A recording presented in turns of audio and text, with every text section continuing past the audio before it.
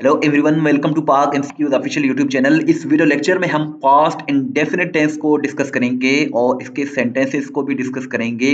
Complete ये chapter discuss करेंगे। बहुत ही इंपॉर्टेंट लेक्चर है, एंड तक क्लास में देखिएगा। अगर हम इंग्लिश के ग्रामर की बात करें तो बेसिक्स में इंग्लिश जो ग्रामर है वो लेटर से शुरू होता है, यानी कि जो स्मॉलेस्ट यूनिट जो लैंग्वेज का है वो लेटर है।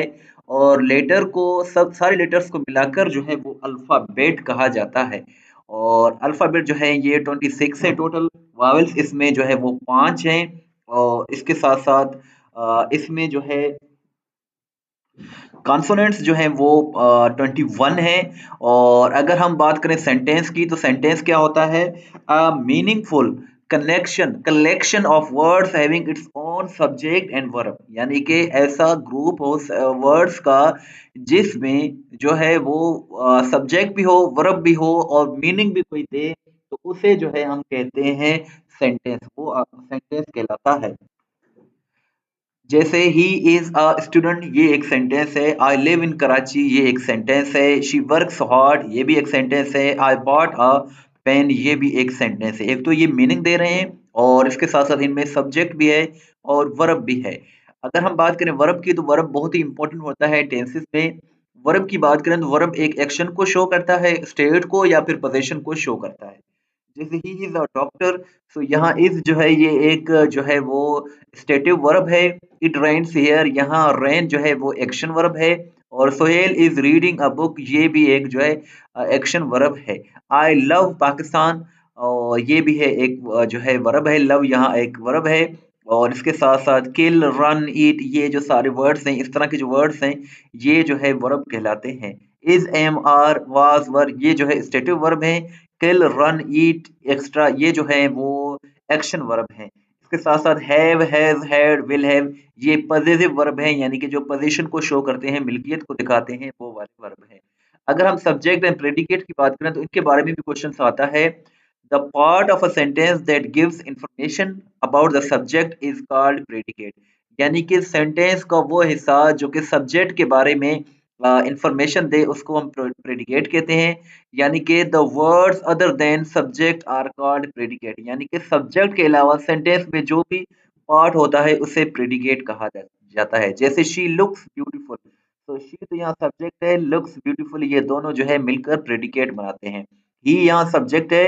हैज डन हिज होमवर्क, सो ये हैज से लेकर यहाँ तक ये प्रेडिकेट है।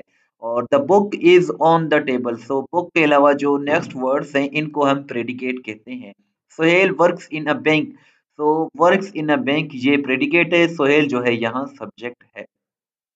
अगर हम बात करें पास्ट इंडिफिनिट टेंस की, तो ये बहुत इंपॉर्टेंट जो है एक टेंस है, क्योंकि जो स्टोरीज वगैरह होते हैं या जो नॉवेल्स वगैरह होते हैं या जो इंसिडेंट्स बताए जाते हैं, कहानियाँ, किस्से बताए जाते हैं, या जो न्यूज़पेपर में जो होती है राइटिंग जो होती है, उसमें पास्ट इंडिफिनिट टेंस का इंपॉर्टेंट रोल है। इसकी रिकॉग्निशन की बात करें तो इसमें अलिफ छोटी ये बड़ी ये था थी थे, उर्दू के ऐसे जुमले जिनके आखिर में ये वाले जो है वर्ड्स आ जाएं। और इसमें मेन वर्ब जो है फर्स्ट फॉर्म भी होता है और सेकंड फॉर्म भी यूज किया जाता है। और 12 टेंसेस में पहला टेंस पास्ट इंडिफिनिट टेंस है जिसमें second form of verb use किया जाता है। दीगर टेंसों में second form of verb use नहीं किया जाता। हेल्पिंग वर्ब्स की बात करें तो हेल्पिंग वर्ब इसका एक ही है, डिड।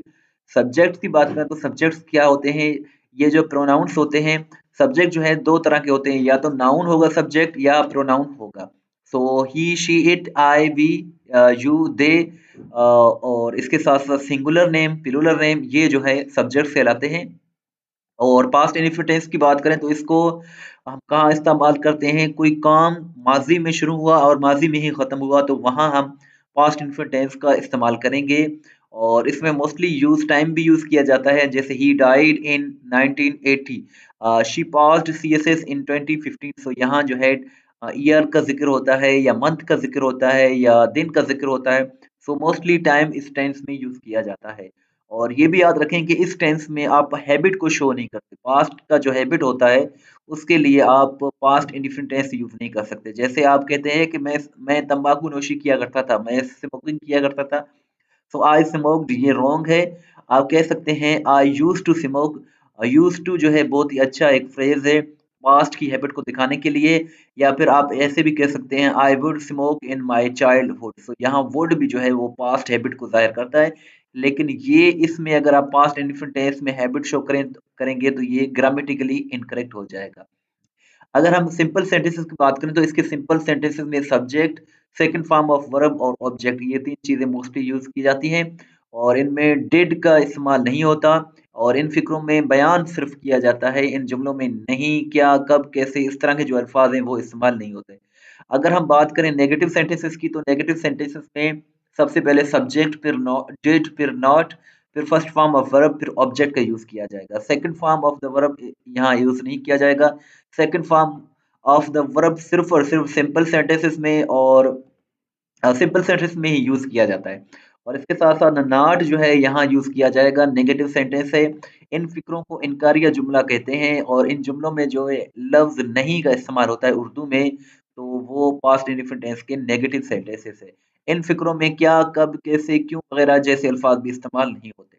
और अगर हम इंट्रोगेटिव की बात करें तो इंट्रोगेटिव में सबसे पहले हम डिड का यूज करते हैं सवालिया जुमलों में, फिर सब्जेक्ट का, फिर फर्स्ट फॉर्म ऑफ वर्ब का, फिर ऑब्जेक्ट का।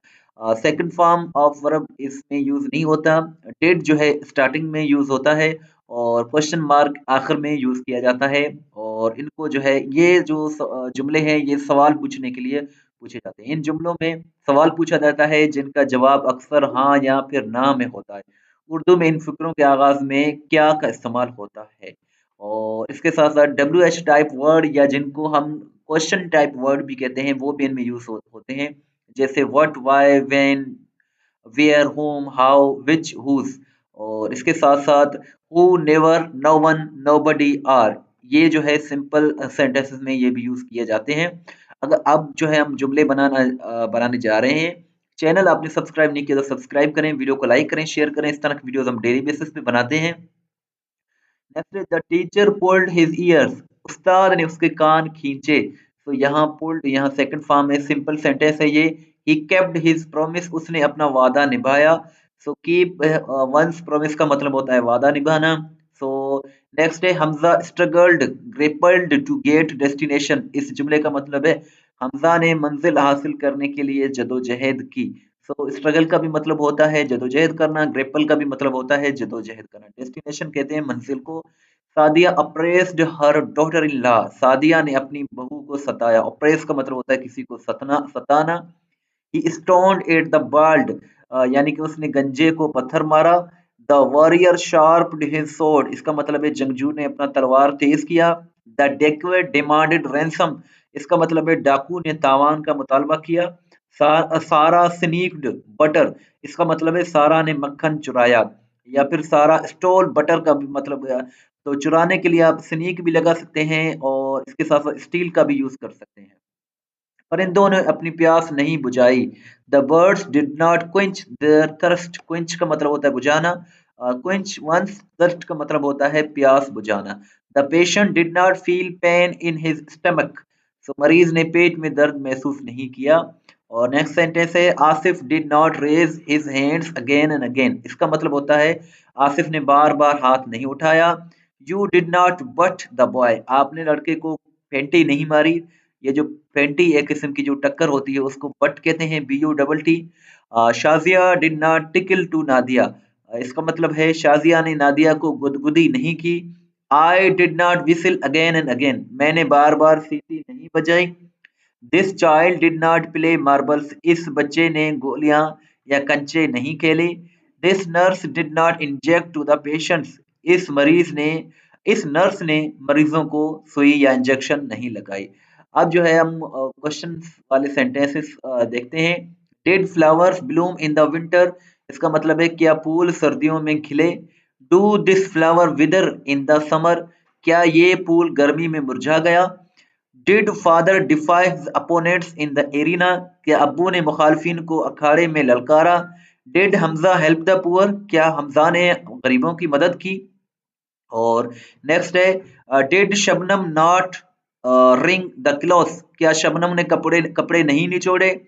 Did mom not peel the potatoes, इसका मतलब है क्या अम्मी ने आलू नहीं छीले। Did you not seek a job, क्या आपको नौकरी नहीं मिली। Did the robber not abduct the poor, क्या डाकू ने गरीबों को अगवा नहीं किया। Did the milkman not cow the milk the cow? क्या गवाले ने गाय का दूध नहीं दोहा? Did the gardener not water plants? क्या माली ने पौधों को पानी नहीं दिया? Did you not listen the sound of anklet? क्या आपने पायल की आवाज नहीं सुनी? Did Suhail not play tip cat? क्या सुहेल ने गिल्ली डंडा नहीं खेला? और नेक्स्ट है did did the kid not lick his fingers?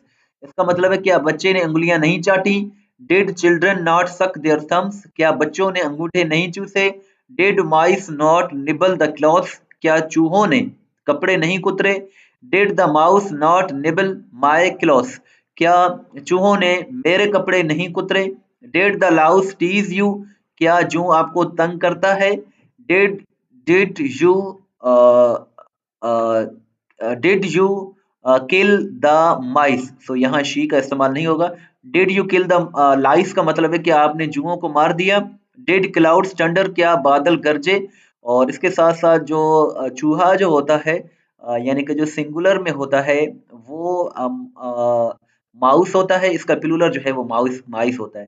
जुआ जो होता है जुम, उसका जो सिंगुलर होता है वो लाउस होता है। जब एक जू हो ज्यादा जुएं हो तो फिर लाइस का इस्तेमाल किया जाता है। और व्हाट डिड ही ईट, ये अभी क्वेश्चन टाइप वर्ड है यानी कि जिसको आप WH वर्ड भी कहते हैं। व्हाट डिड ही ईट का मतलब है उसने क्या खाया। Why did you burn old books? आपने पुरानी किताबें क्यों जलाई? When did you visit to the shrine? आप कब मजार गए? Whom did you help? आपने किसकी मदद की? और अपना फीडबैक ज़रूर दें। अगर आप चाहते हैं कि इस तरह की हम मज़ीद वीडियोज़ लाएँ तो कमेंट सेक्शन में ज़रूर बताइएगा। चैनल को सब्सक्राइब नहीं किया तो सब्सक्राइब करें। testpoint.pk बहुत ही अच्छी वेबसाइट है। इस वेबसाइट को ज़रूर विज़िट करते रहा करें, जहां आपकी इंग्लिश इम्प्रूवमेंट आ जाएगी इंशाल्लाह। और इसका लिंक डिस्क्रिप्शन में मौजूद है। व्हाट्सएप पर फॉलो करना चाहते हैं तो ये हमारा व्हाट्सएप नंबर है 0308253300। इस वीडियो को लाइक करें, शेयर करें, दुआ में याद रखें। अल्लाह।